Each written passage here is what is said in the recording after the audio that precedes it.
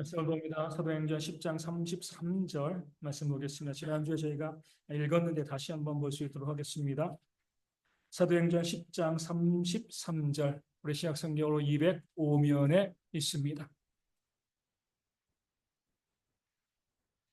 사도행전 10장 33절 말씀 제가 말씀을 읽어드리겠습니다. 내가 곧 당신에게 사람을 보내었는데 오셨으니 잘하였나이다. 이제 우리는 주께서 당신에게 명하신 모든 것을 듣고자 하여 다 하나님 앞에 있나이다. 아멘. 이 한 절에는 고넬료의 위대한 신앙의 두 가지의 모습이 있습니다. 지난주에는 저희가 그 중에 한 가지 모습을 말씀드렸죠. 뭐라고 이야기하죠? 우리가 주께서 당신에게 명하신 모든 것을 듣고자 하여.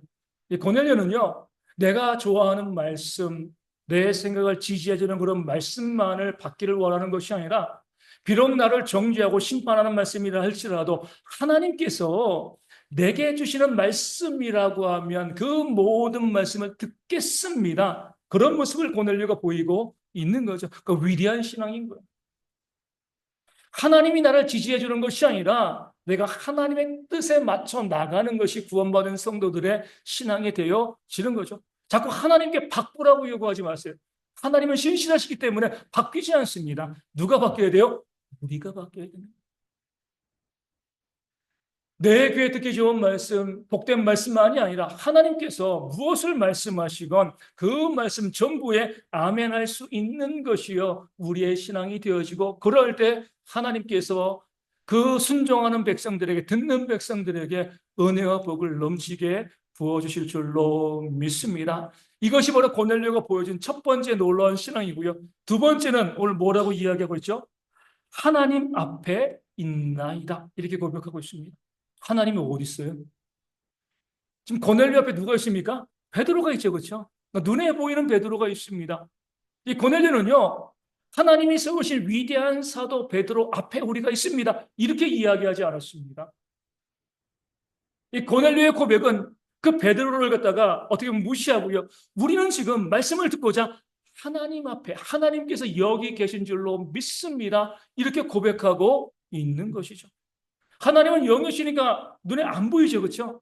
근데 고넬료는요, 하나님이 자신의 집 안에, 그들 앞에, 자신 앞에 하나님이 계심을 믿음으로 고백하고 있는 거죠. 왜냐하면 지금까지 되어진 모든 일들을 보면은요, 하나님이 하신 거잖아요.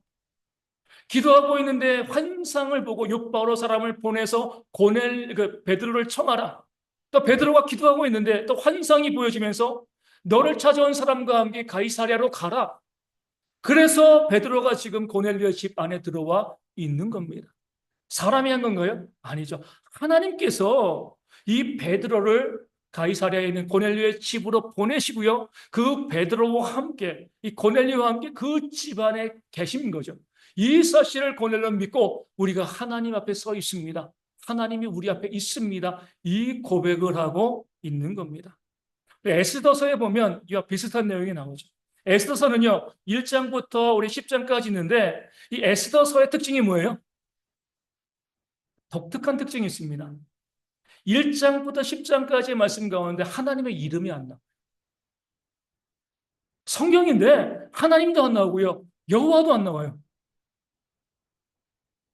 하나님의 이름이 하나도 안 나오지만 우리가 에스더 알고 있는 분들은요, 그 에스더서 안에서 하나님이 얼마나 놀랍게 역사하셨는가 너무나 생생하게 보여줍니다. 이름이 없어도, 이름이 언급되어지지 않아도 하나님께서 일하신 거야 알 수밖에 없는 거죠. 갑자기 왕후가 폐위되잖아요. 에스더가 왕후가 됩니다. 근데 에스더는요, 그 본토 주민도 아니고 뭐예요? 포로로 잡혀온 자입니다. 갑자기 우리나라 대통령이 캄보디아인이 되어지면 어떻게 되겠습니까? 얼마나 황당하겠어요, 그렇죠? 그 나라에 얼마나 많은 백성이 있을 텐데 에스더가 포로민이에요. 포로로 잡혀온 자가 왕후가 됩니다. 하나님이 역사하신 거죠. 그리고 하만이 그 모르드게와 유다인들을 다 죽이려고 했을 때 하나님께서요, 그 상황을 역전시키고요, 하만과 유대인을 대항하는 모든 사람들을 다 진멸하는 역사가 에스더서 가운데 나와 있습니다. 하나님의 이름은 없어요. 여호와의 이름도 없습니다. 하지만 우리는 에스더를 통하여서 하나님께서 일하셨다. 하나님의 역사하셨다. 이 사실을 알 수가 있는 거죠. 고넬료도 마찬가지. 하나님은 눈에 보이지 않습니다. 모든 되어진 일을 보면 하나님께서 이 모든 일을 행하셨다. 그리고 하나님께서 지금 우리 안에 내 앞에 하나님이 여기 계신다. 그 하나님의 강력한 임재를 고백할 수밖에 없는 거죠. 내가 하나님 앞에 서 있습니다. 하나님이 내 앞에 계십니다. 이 고백이요 정말 구원받은 모든 성도들의 특징이 되어지는 줄로 믿습니다. 여기도 누가 계신 거예요? 여기도 하나님이 계십니다. 여기 우리만 있다고 생각하면 우리의 믿음에 문제가 있습니다. 우리가 예배는 여기만 계신 것이 아니라 어디든지 내가 있는 모든 곳에 바로 내 앞에 하나님이 계시다. 이 고백을 하는 것이요. 구원받은 성도들, 믿음이 있는 성도들의 특징이 되어지는 겁니다. 그 사실을 가장 잘 보여주는 인물이 요셉이죠. 그 집에서요. 아버지의 사랑을 독차지하는 아들이었으며 유일하게 채색 옷 입고요. 그렇죠? 너무나 귀하게 큰 그런 사랑받는 아들이었는데 그것 때문에 형들이 그를 미워해서 애굽의 노예로 팔아 버립니다. 하루아침에 인생이 절망의 나락으로 떨어진 거죠. 보통 이런 일이 발생하면 세상에서는 어떡하죠? 술 먹고 자포자기 하는 겁니다. 인생이 왜 이래? 형들에게 배반당해가지고 딴 사람도 아니고요. 차라리 강도에게 잡혀왔으면 괜찮은데 형들에게 배신당해가지고 혈육에게 배신당해가지고 내가 아버지의 사랑받는 아들이었다가 이런 비참한 노예 생활을 하게 되다니 술 마시고 자포자기할 수밖에 없습니다. 그런데 요셉은요, 그 노예로 가서도 어떻게 했어요? 그 집안에서 충성을 다했어요. 나중에 모함받아가지고 더 안 좋은 환경인 감옥에 죄수로 갇히게 되잖아요. 근데 거기서도 원망하지 않고요, 충성을 다했어요. 왜요? 내가 계신 곳에 하나님이 계신다. 이 고백이 있었기 때문에. 하나님이 안 보이면 그 사람만 보이면요 원망과 불평이 나올 수밖에 없지만 여기 보디발의 집 내가 노예로 있는 이 집에도 여기 죄수의 감옥에도 여기에도 하나님이 계셔 하나님이 아니 계신 곳이 없어 이 고백이 있으니까요 하나님이 보시는데 게으를 수 있나요? 하나님이 내 앞에 계시는데요 술 먹고요 자포자기 할 수 있습니까? 그럴 수 없는 거죠. 하나님이 계시니까 그런 환경 가운데 비참한 상황 가운데 떨어져도요 최선을 다하는 삶을 요셉은 살 수밖에 없었습니다. 그 보디발의 아내가 그를 유혹했잖아요. 언제 유혹했어요? 그 집에 자신 보디발의 아내와 요셉 둘밖에 없을 때 아무도 없어 우리밖에 아무도 없어 이것이 구원받지 못한 성도들의 특징이에요. 눈에 보이는 사람 이외에는 아무도 없다고 생각하는 겁니다. 우리끼리 있으니까 너랑 나랑 둘이 있으니까 믿지 않는 사람들은요 눈에 보이지 않는 하나님을 볼 수가 없어요. 우리끼리만 있다고 생각하는 겁니다. 그러니까 어때요? 그 요셉을 유혹하려고 한 거죠. 그때 요셉이요 보디발의 아내에게 무엇이라고 이야기합니까? 내가 어찌 이 큰 악을 행하여 여호와께 범죄하리까? 여기 하나님이 계십니다.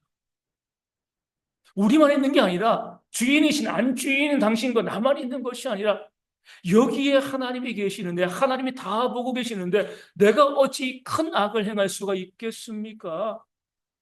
요셉도요 우리의 성정이 똑같습니다. 다른 사람 아니에요. 혈기도 있고요. 정력도 있고요. 다를 바 없는 사람입니다. 얼마든지 그것을 기회로 삼을 수가 있는데 그럼에도 불구하고요. 그 보디발의 아래 유혹을 물리칠 수 있었던 이는요.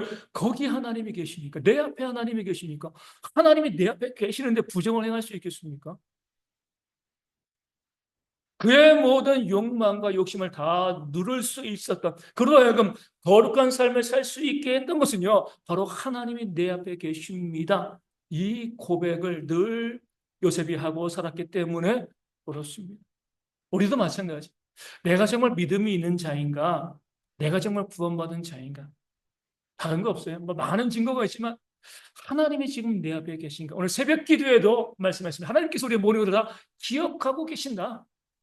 다 내 앞에 계시면서 보고 계시니까 기억하실 수밖에 없는 거죠. 내가 말하는 것, 내가 행동하는 것, 내가 마음으로 생각하는 모든 것까지도 어때요? 하나님은 다 알고 계신 거죠.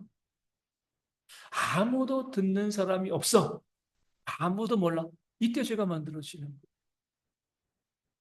우리는요, 내 앞에 있는 그 사람, 함께 모여있는 그 무리, 우리만 다 알고 다른 사람은 모를 거라고 생각합니다. 물론 모르지, 다른 사람들은. 다른 사람은 몰라도 누구는 알고 계신 거예요? 하나님은 알고 계신 거예요. 두세 명이 모여가지고 수군거리면서 누군가를 비난하고 정죄하고 뒤에서 뒷담화를 할 때 누가 듣고 계신 거죠? 하나님이 듣고 계신 겁니다. 그 상대방, 욕먹는 상대방은 모르죠. 비밀을 잘 지키니까. 그러니까 문제가 없을 거라고 생각을 해요. 얼마나 어리석은 모습인지 몰라요. 하나님이 우리가 그렇게 모의를 하고요, 비난하고 정죄하고 수군거리는 그 모임 가운데 그 모든 말을 다 듣고 계시는데 자신 있습니까? 하나님 괜찮습니다. 다 들으세요. 하나님이 내 앞에 계시다는 거예요. 나 혼자 있는 그 상황 가운데도 여기도 하나님이 계시다. 여기도 하나님이 역사하신다. 지금은 하나님이 내 앞에 계신다. 이것이 믿음입니다. 그 고백을 하는 사람이요, 그 삶이 어때요? 거룩해지는 거죠. 말과 행동이 거룩해질 수밖에 없습니다. 하나님께서 지금 내 앞에서요, 우리 앞에서 내가 하는 모든 말을 다 듣고 계신다. 그러면은요, 어떤 말 하시겠습니까? 하나님께서 그것을 다 기록하고 메모하시고요, 나중에 심판대 앞에서 증거로 제시할 때 자신이 있으신가요? 그런 말을 하셔야 되는 거예요. 네가 이런 말 했지 않아? 오늘 느헤미야 마지막 절에서 13장 31절에서 기억하시고 복을 주옵소서. 다 기억하고 계신다는 거예요. 내 모든 말과 행동과 생각까지도 다 알고 계신다는 거예요. 정말 하나님이 내 모든 것을 다 기록하고 알고 계신다라고 하면 남을 비난하고 정죄하고 무시하고 멸시하고 원망하고 부패하는 그런 말들이 나올 수 있나요? 심판대 앞에서 그 말들이 다시금 재생되어질 거기 때문에 그런 겁니다. 미워하고 시기하고 다투고 싸우고 주먹 다짐할 수 있겠습니까? 몇 번 말씀드렸지만 예전에 서울에 있는 교회 부목사로 있을 때 주일날 오전 예배 드리고요. 점심시간 되어서 우리 남자 어르신들 전도회 있잖아요. 뭐 교회별로 전도회가 다 있으니까 이 전도회 모임을 하고 있었어요. 뭐 저는 뭐 이제 어르신이 아니었으니까 뭐 다른 일 때문에 예배당 뒤편에서 다른 일을 보고 있는데 뭐 전도회 잘 뭐 찬양하고 기도하고 또 말씀 보고 잘 진행하다 안건 토의가 되어지면 문제가 발생을 하는 거예요. 생각이 다르니까요, 그렇죠? 생각이 다른 게 문제인 게 아니에요.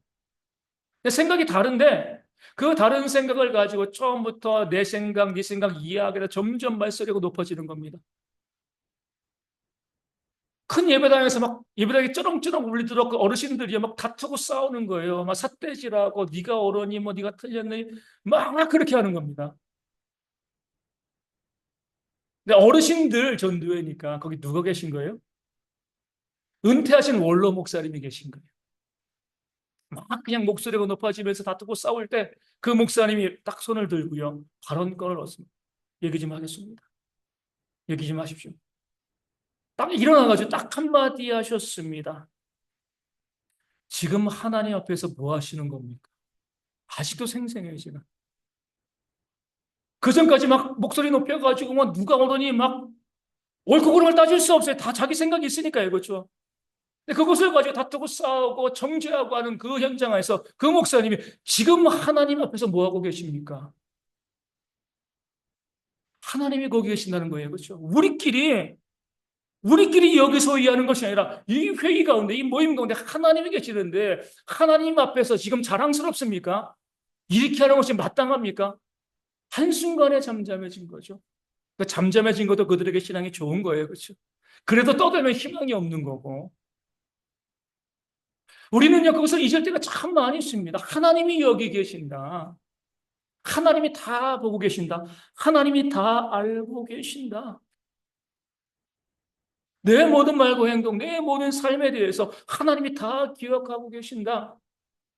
여기에 대한 고백이 있어야지 정말 믿는 자이고요. 그 삶이 거룩해지는 겁니다. 함부로 이야기하지 않죠. 그 사람에게는 할 수 있어요. 그 말을. 하나님께서 뭐라고 판단하실 것인가? 그렇게 그 사람에게 행동할 수 있습니다. 하나님이 뭐라고 판단하실 것인가? 사람은 심판자가 아니거든요. 하나님이 심판자이십니다. 그 심판을 우리가 이길 수 있습니까?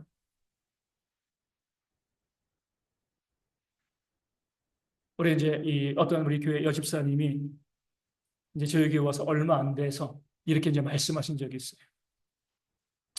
목사님, 뭐 이 대형 교회는 헌금하는 게 정말 똑똑한 것 같아요. 이렇게 말씀하시더라고요. 왜냐하면 보통 교회들은 어때요? 아직도 헌금 바구니를 걷는 교회들이 있습니다. 그렇죠? 그리고 또 기명으로 헌금을 하죠. 주보에 어때요? 헌금 내는 사람들 이름을 적습니다. 그렇게 되어지면 헌금이 많아져요. 그렇죠? 사람들이 체면이 있어서라도 헌금을 하게 되어 지는 겁니다. 그것은요, 올바르지 않은 거죠. 헌금은 누구에게 하는 거예요? 하나님께 하는 거잖아요. 그러니까 저희는 들어오면서 내가 헌금을 내요. 드리고죠. 그리고 무기명으로 헌금을 하니까 주부에 우리가 실을 수도 없어요. 그분이 그렇게 말씀하시는 거예요. 본인도 다른 교회 다녔는데 그때는 다 헌금을 걷기도 하고 헌금 내면 주부의 이름을 적었다는 거예요. 그러니까 그때는 어떤 마음이 있었냐면 아 그래 내 이름 적혀야지 내가 안 내면 창피하니까 그러니까 사람 보이기 위해서 그러니까 사람 보이기 위해서 헌금을 하다 보니까 어때요? 그러니까 최소한도로 헌금을 했다는 거예요. 그러니까 대형교회 딱 보니까 너무 자유롭잖아요. 헌금을 걷기를 하나요? 이름을 적기를 하나요?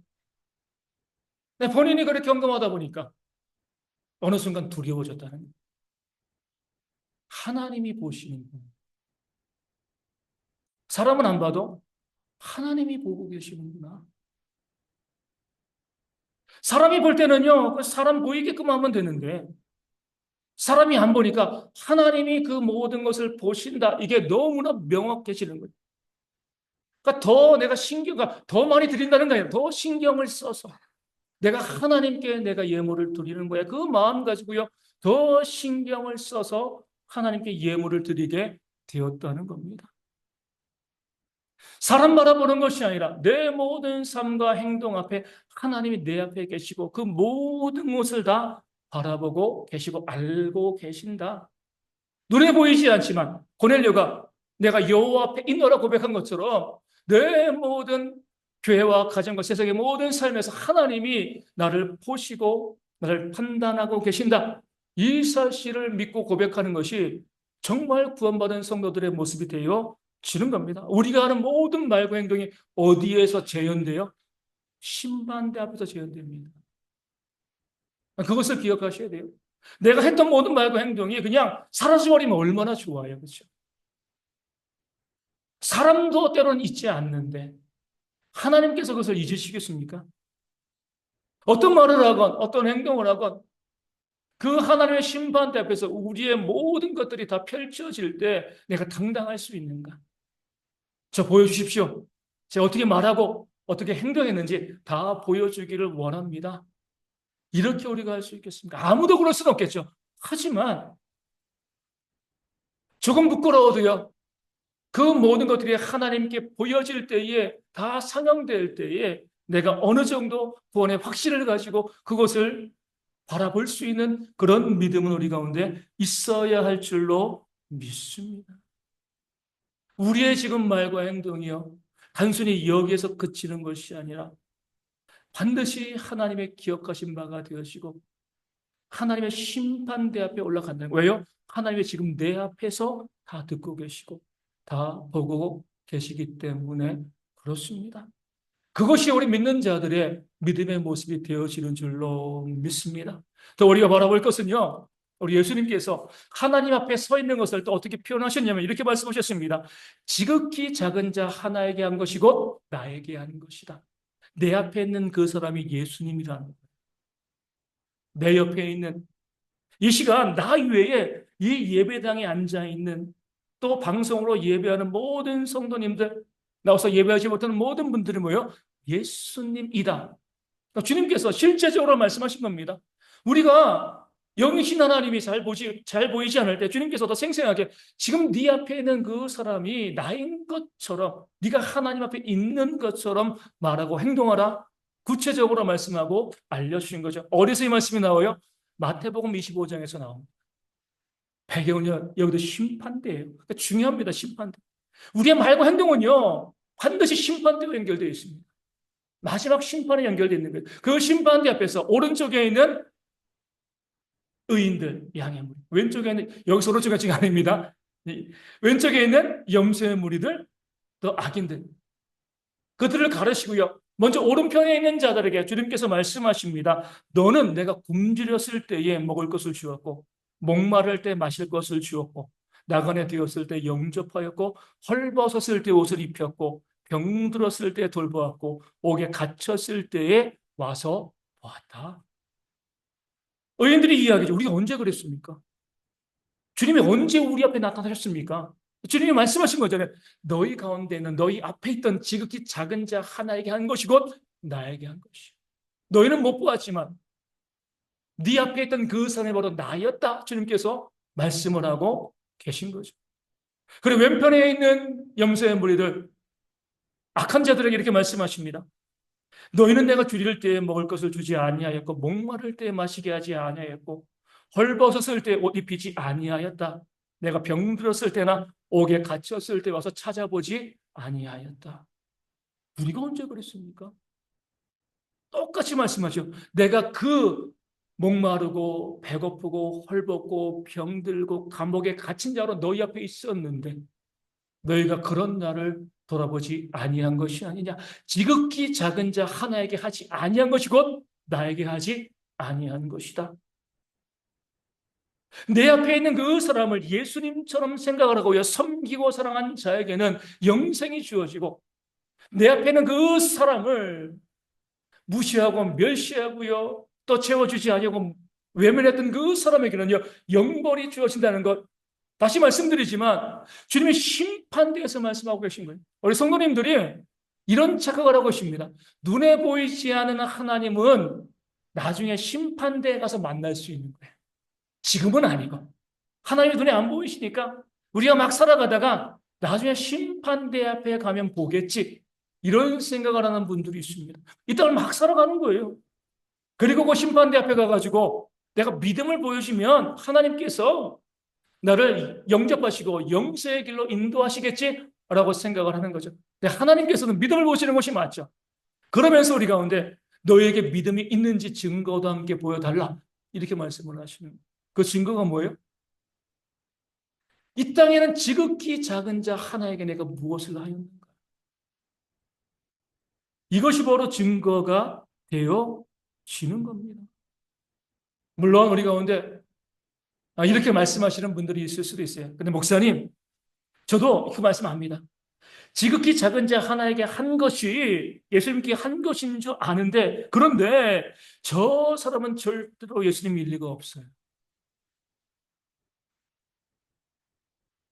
어떻게 저 사람이 예수님일 수가 있겠습니까? 이렇게 말하는 거예요.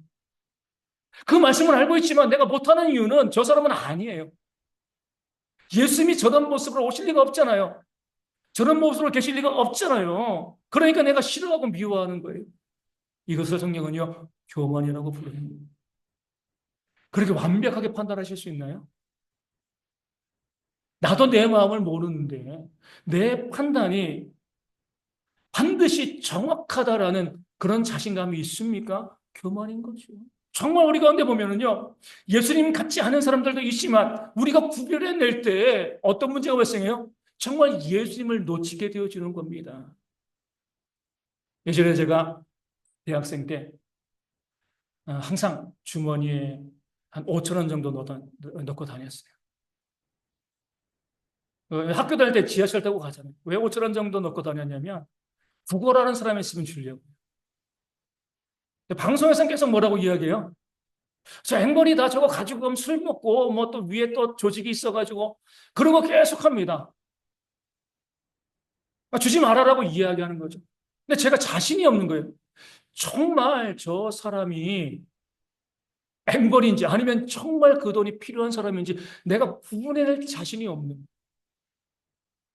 그래서 그럴 바에 내가 정확하게 구분하지 못할 바에야 예수님께서 내가 손을 내미는데 내가 그 기회를 놓치면 안 되니까 그냥 에이 그래 무조건 주자.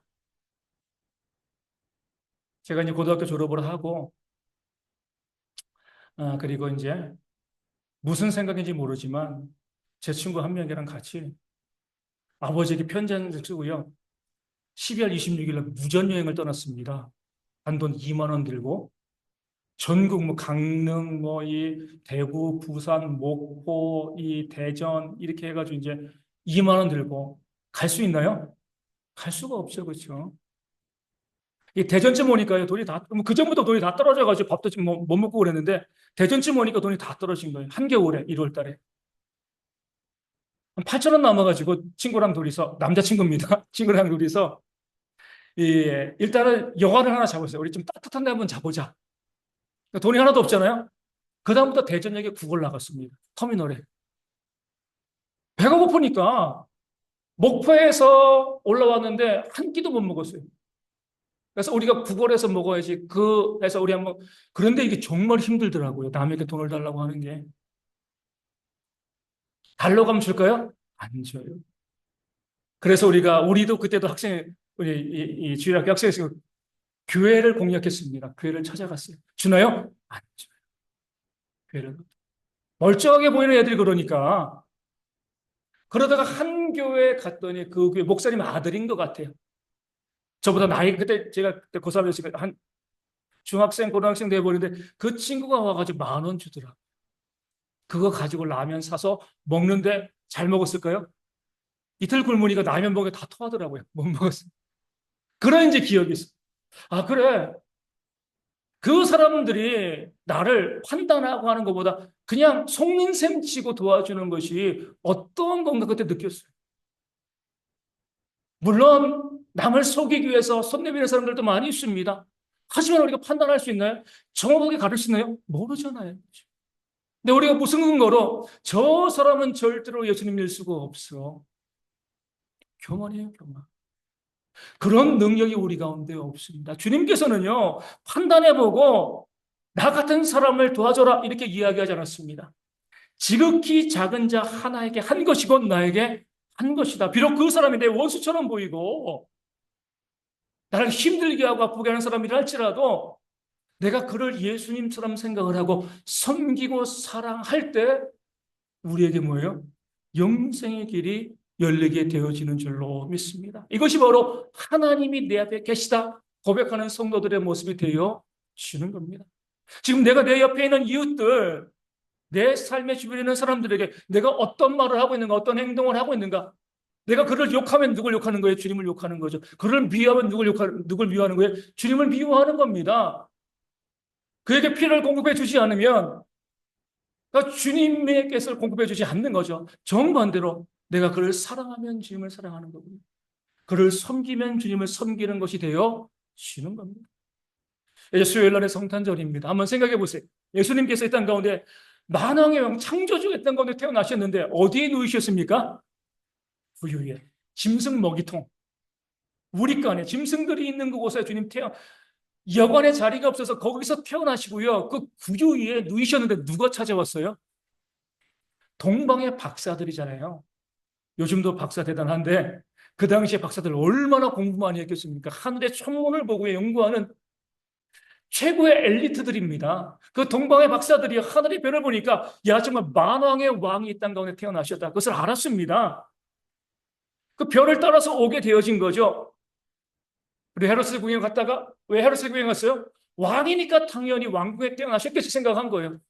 근데 그렇지 않으니까 다시 별을 쫓아가지고 도착한 곳이 베들레헴의 그런 우리간이었습니다. 들어가 보니까요.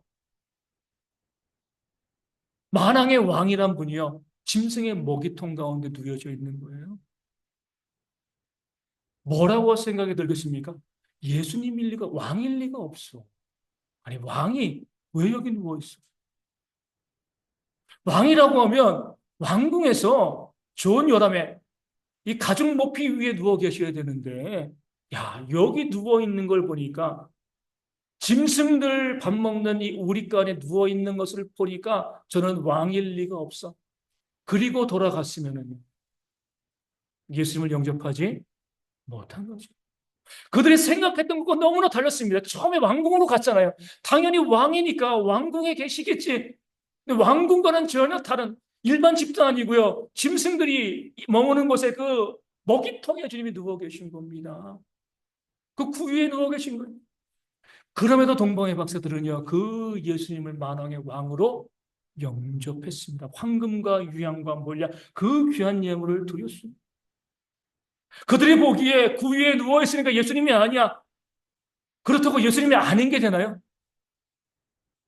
예수님이신데 사람의 판단이 그렇습니다. 박사들도 그렇게 판단하는 거예요. 우리가 뭐라고요? 저 사람은 예수님이 아닌 게 분명해. 내가 저 사람은 섬길 필요가 없어. 저 사람이 예수님이 아니니까 미워해도 돼. 욕해도 돼. 비난해도 돼. 우리가 뭔데 그렇게 판단합니까? 교만입니다. 교만. 주님은 아주 단순하게 지극히 작은 자 하나에게 한 것이 곧 나에게 한 것이다. 내 눈앞에 지극히 작은 자, 이 작다는 것은 뭐 키가 작다는 것이 아니잖아요. 뭔가 모자라고 부족한 자, 원수와 같은 자, 네가 섬길 만한 자가 아닌 자가 네 앞에 있다 할지라도 그에게 한 것이 곧 나에게 한 것이다. 이것이 어디에 올라간다고요? 주님의 심판대에 올라가게 되어 주는 거예요. 그래서 주님께서는요, 원수까지 사랑하라고 하신 거예요. 그 원수가 예수님일 수 있기 때문에 그렇습니다. 그 사랑이 우리를 구원하기 때문에 그래요. 우리 이제 말씀을 이제 다 마무리하고 우리 120장 찬양하게 될 때 성탄절이니까 이 찬양을 부르기도 했지만 이 찬양은요, 지난주에 저희가 디딤교회에 우리 오후 예배 가서 함께 이 불른 그 찬양 중에 하나입니다. 그럴 때 우리가 지하에 있는 교회 그렇죠? 재작년에 비 많이 왔을 때 물 차가지고 목사님 물 다 퍼내고 그런 교회입니다. 그러니까 지하에 있는 교회이고 배달도 너무나 가파라요. 화장실도 너무나 가파르고 그 교회 가서 저희가 지난주에 16명 갔습니다. 저희 이외에 그 교회와 또 초청해서 온 사람도 16명이 안 되는 것 같아요. 가가지고 우리가 함께 예배를 하는데 목사님이 찬양팀을 만들었어요. 친구 2명이랑 한 분은 역장이고 한 분은 대학 교수인데 다 초짜들입니다. 연주를 잘 못해요. 실력이 솔직히 형편없습니다.